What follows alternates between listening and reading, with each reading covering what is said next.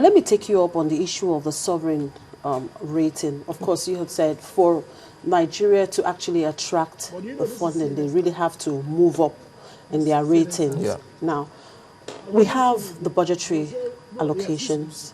We have, I mean, that's another source where government actually, are we saying that with our budgetary allocations, it's really not, well, that was part of the reason, of course, they say, oh, well, we have to source for funding elsewhere. But what we have now in our budgetary allocation, isn't that enough at least to raise us up, you see, to notch us up to that point where you're talking about? Yeah, we are in a very, very precarious situation, to say the least. And it is good for everyone in the country to really understand where we are at. The infrastructure, the percentage of your core infrastructure to your GDP, the benchmark is about 70%. We are on 35%. And looking to the fact that we still have a very low GDP that will still increase. So Nigeria is being projected to need about $2.9 trillion over the next 30 years. McKinsey came up with a report that over the next 7 years, the global demand for infrastructure is about $60 trillion. Nigeria, over the 7 years, you could see about $8 trillion.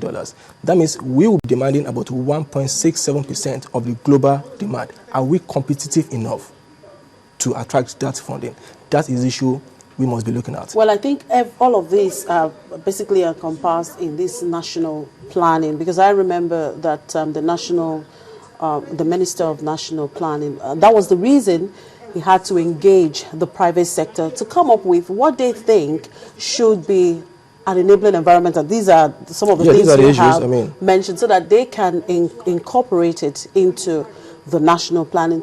Now, let's assume that, okay, fine, government has come to understand that, oh yeah, we really need this, and they are ready to do it, and all they need now, they are talking about funding. How do we source for this fund? Now, when we look at the statistics, we have the financing infrastructure. We'll talk about the transformation agenda. They're saying that will require about 25.7 trillion naira for us to achieve this government transformation agenda. Now, talking about the master plan, for the phase 1 of the master plan, it will require about 20.32 trillion naira. And then we have the Vision 2020, which also will require about 32 trillion naira. The national integrated infrastructure itself is said to require about 464 trillion naira. And here, they are saying, okay, we need long-term funding, and the best place to get it is the capital market.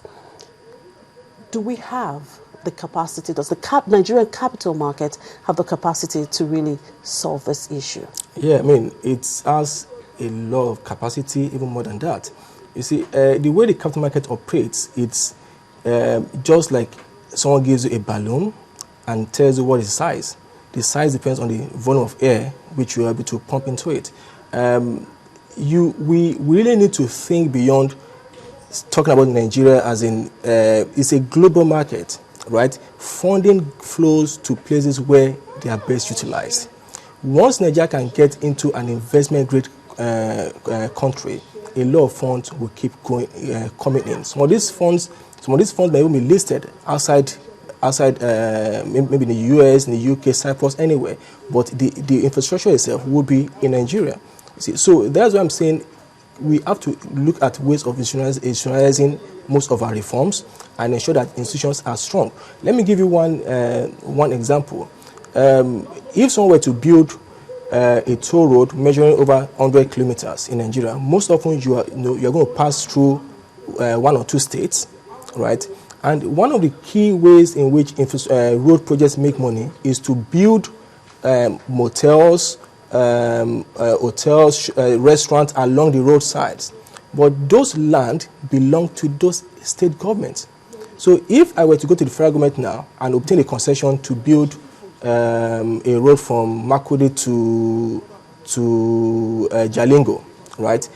The owner of the land is not the federal government. The federal government only has the right of way, but I will still have to go and negotiate with the state government to get land to be able to do hotels round the road and enhance the profitability of the project. So there are a lot of institutional things around this. The market is very, very deep. The market is very huge, and the market is open to anybody that can bring innovative and rigs, well-priced rigs to it, that people can know that yes, they can make money from. But you won't just want to re-roll yourself onto the market. The market is going to react negatively to that. So the Nigerian market is capable, but we must also look at beyond Nigerian market. It's a global market that will be attracted to Nigerian market. So what's the role of the Securities and Exchange Commission in all of this? Because I believe that that's part of the reason for that roundtable, yesterday, aside from developing products that could actually help government to raise these funds.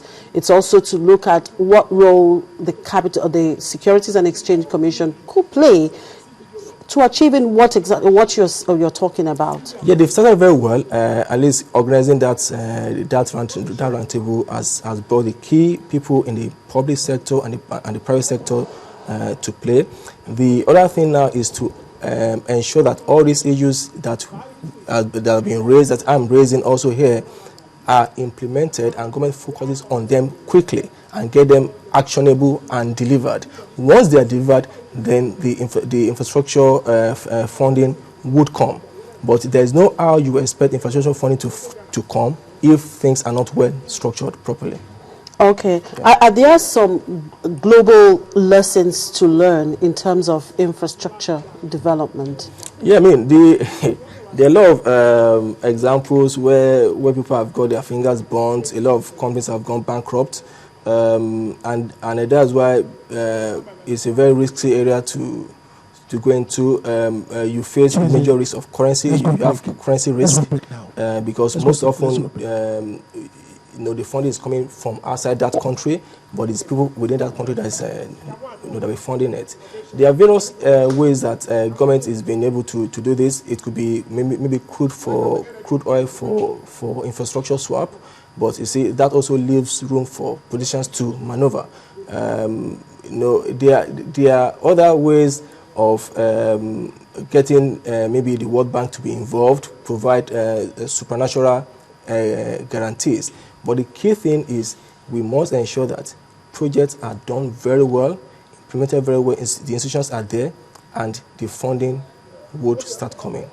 All right, just hold your thoughts there. We'll have to look at some of the products that could actually be developed in the market to enable the government raise this fund.